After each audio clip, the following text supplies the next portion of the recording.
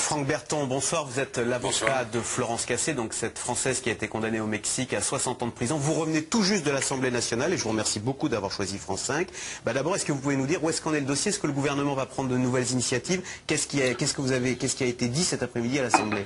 Écoutez, cet après-midi à l'Assemblée, il y a eu deux questions orales posées au gouvernement, l'une par un député UMP Thierry Lazaro, l'autre par un député socialiste Frédéric Cuvillier.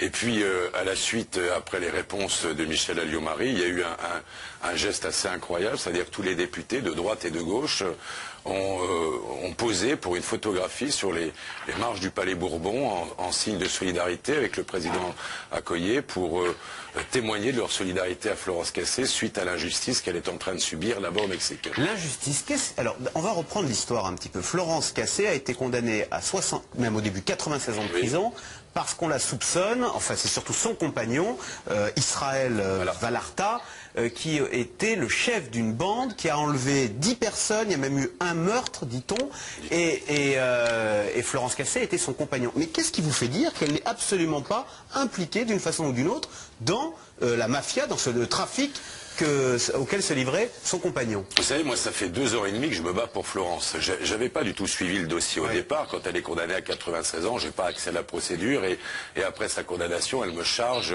de la défense de son dossier. Moi, ce qui m'intéresse, c'est le dossier, c'est la procédure. C'est pas forcément ce que Florence Cassé m'indique. Et donc, j'ai regardé cette procédure qui, finalement, en ce qui la concerne, est composée de quelques centaines de pages. Quelle est l'histoire? Très simplement, il nous faudrait des heures, mais très simplement, pour vulgariser.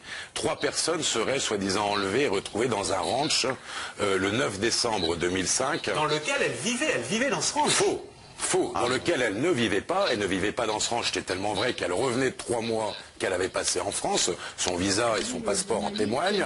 Pendant cette période, on aurait retrouvé d'autres personnes qui auraient été enlevées et qui sont là reprochées à Vallarta. Elle ne vivait plus avec Vallarta depuis des mois, elle avait son appartement à Mexico, elle travaillait dans un hôtel à Mexico, et elle déménage, elle est sur une route de Cuernavaca, une province au sud de Mexico. Elle est interpellée par la police mexicaine. À ce moment-là, elle est très surprise. Elle est en train de déménager, elle a des meubles dans sa voiture. Elle est gardée dans une camionnette pendant 17 heures. Au bout de 17 heures, on l'emmène dans le ranch, qui est le ranch de Vallarta. Et là, on reconstruit médiatiquement une opération policière menée par un homme qui s'appelle Garcia Luna, qui est le patron du FBI mexicain. Voilà, on va voir d'ailleurs cette reconstitution, cette fausse arrestation. C'est ce qui a été beaucoup reproché au gouvernement mexicain d'avoir organiser cette reconstitution. Donc vous dites, donc ça c'est bon. Ça, le gouvernement a fait son mea culpa. Non, pas du tout. Il a fallu, et c'est ça qui est très important. Elle est arrêtée le 8 décembre, ça va se passer le 9 décembre. Tout ça est un montage. Vous allez voir même que le chef de la police ouvre la porte pour montrer que, comme si c'était quelque chose qui était fait en flagrant délit, va se passer décembre, janvier, février. Période pendant laquelle vont être interrogées les personnes qui ont été enlevées. Et on leur demande, est-ce que Florence Cassé, qui est présentée derrière une glace sans pain, qui est présentée directement à la maman et à un garçon qui ont été enlevés, est-ce que oui ou non, elle faisait partie des ravisseurs? On a dans ce montage la preuve et des auditions, ce qu'ils disent, il n'y a pas de femme. Il n'y a jamais eu de femme qui faisait partie des ravisseurs. Un jour, Florence va prendre l'initiative de sa prison, et ça paraît fou qu'on puisse téléphoner en prison, mais c'est comme ça là-bas au Mexique, lors d'une émission de télévision de grande écoute qui s'appelle Punto de Partida, qui est présentée par la sorte d'Anne Sinclair chez nous, pardonnez-moi la comparaison, mais va, lors de cette émission, mettre en cause Garcia Luna, le ministre de l'Intérieur, qui n'est pas encore à l'époque, mais qui va le devenir 15 jours après, en disant il a monté cette opération. Ce jour-là, elle va l'humilier. Garcia Luna est accompagné du procureur général de Mexico qui participe à l'opération, qui démissionnera 2 jours après, et à partir de là, elle va se faire de Garcia Luna un ennemi. Et on va voir dans ce dossier des pièces et les témoignages vont changer. Donc on est dans un pays latin, au Mexique, Florence Cassé humilie celui qui deviendra ministre de l'Intérieur, et d'une certaine façon, Nicolas Sarkozy a un petit peu humilié le Mexique quand il a dit, je vous préviens, l'année du Mexique qui se prépare en France, eh bien avant chaque manifestation, on évoquera cette affaire Florence Cassé, histoire de montrer que chez vous la justice n'est pas terrible. Je vous propose d'écouter la réaction, évidemment un petit peu indignée, de l'ambassadeur mexicain à Paris. Tant que les conditions indispensables au déroulement de l'année du Mexique, conformément aux termes accordés par sa réalisation, ne seront pas réunies, le gouvernement du Mexique sera malheureusement dans la impossibilité de participer aux activités. En matière internationale, on parle de la diplomatie. Dans cette affaire, c'est l'attaque, l'humiliation. Écoutez, les choses sont très compliquées. Pendant 2 ans et demi, Florence Cassé et la diplomatie française, puisque ce dossier démarre sous Philippe Douste-Blazy, qui était ministre des Affaires étrangères à l'époque, dit « Ne bougez pas, ne faites rien, ça va s'arranger. On sait que ce pays, le rapport à la justice et aux politiques est très compliqué, notamment la corruption gangrène ce pays. » Florence se tait pendant 2 ans et demi et décide, lorsqu'elle est condamnée à 96 ans, de rendre publique son affaire. Nous avons étalé son dossier. Pourquoi pensez-vous que l'Église catholique au Mexique, avec le pouvoir qui est le sien, va déposer à nos côtés un amparo en disant cette femme est innocente? Parce que là, je vous ai cité 2 ou 3 exemples de son innocence. Il y en a des kyrielles.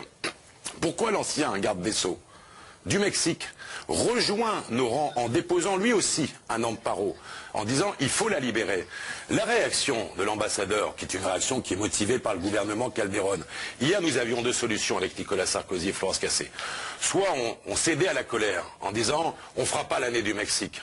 Forcément, Florence en aurait payé pour casser, et je pense que ça aurait peut-être arrangé l'ambassadeur du Mexique.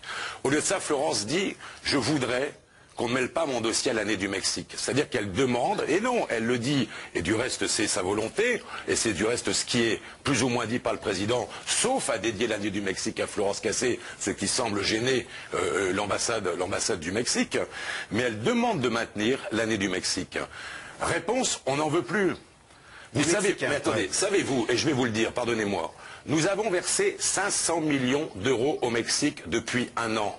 500 millions d'euros dans le cadre de la coopération internationale pour lutter contre le réchauffement climatique. C'est-à-dire que la France a d'excellentes relations avec le Mexique. Ah bah là, pour le coup... Pour le coup, 500 millions d'euros, pardonnez-moi. Ouais. Bon. Qu'est-ce qu'on peut espérer maintenant? Il y a les histoires d'ego maintenant. Vous disiez, le ministre de l'Intérieur a une dent contre Florence Cassé. Il faudrait quoi? Un changement de gouvernement? Je crois qu'il y a les élections l'année prochaine, que l'opposition gagne, et là le dossier pourrait être remis à plat et Florence Cassé renvoyée en France? Écoutez, nous on ne demande qu'une seule chose. Mais oui, possible, mais je l'espère, mais on pourrait même le faire maintenant.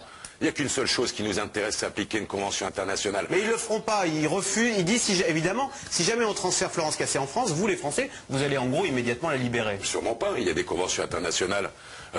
Il y a une convention internationale qui prévoit le rapatriement. Savez-vous que les Mexicains demandent tous les jours aux États-Unis d'appliquer la même convention à l'égard de leurs ressortissants détenus aux États-Unis? Pourquoi refuse-t-il à l'égard de Florence Cassé ce qu'il demande aux autres? On ne peut pas se mettre dans le concert des nations internationales en refusant d'appliquer une convention internationale, en disant finalement vous décidez d'appliquer l'année du Mexique, mais il y aura lors de cette manifestation qui sera dédiée à Florence des manifestations de soutien. Mais je vais aller plus loin et pardonnez-moi. Si on décidait de ne plus dédier l'année du Mexique à Florence Cassé, pensez-vous qu'avec le mouvement national qui est aujourd'hui répandu sur le territoire national, il n'y aurait pas des mouvements de soutien spontanés tous les jours dans les manifestations? En tous les cas, les Mexicains se sentent humiliés en ce moment. C'est une erreur. Ouais. Que le gouvernement mexicain... Ils s'entendent dire par les Français que leur justice est corrompue, que leur ministre de l'Intérieur est corrompu, que leur justice est aux ordres, etc. Les Mexicains l'écrivent eux-mêmes chez eux. Bon. Vos collègues journalistes écrivent au Mexique un certain nombre de choses. Je crois qu'il y a plus de 2000 Français qui sont détenus en prison à l'étranger. Oui, il y en a beaucoup qui clament leur innocence depuis 10 ans. Qu'est-ce qui fait que le cas de Florence Cassé est devenu à ce point médiatisé et on voit ruine nos relations avec ce grand pays qu'est le Mexique? À juste titre, probablement. Non mais attendez, parce que le président Sarkozy, on peut lui reprocher plein de choses. Hein, et moi je ne suis pas son avocat. Il s'est engagé dans la défense de cette femme parce qu'il est convaincu de son innocence. Alors je ne dis pas qu'il n'est pas convaincu de l'innocence des autres, mais il en est convaincu. Et surtout parce qu'il y a une violation des droits de l'homme. Et on ne peut pas, c'est le pays des droits de l'homme, on ne peut quand même pas laisser pendant 60 ans cette femme là-bas, qui a vu ses droits les plus élémentaires bafoués. Pardonnez-moi, et le combat ira jusqu'au bout. Eh bien merci beaucoup Franck Berthaud. Merci à vous. Vous êtes l'avocat tenace de Florence Cassé et on souhaite quand même que la chose se termine bien. Merci. Restez avec nous tout de suite, c'est dans l'air qui revient sur le rôle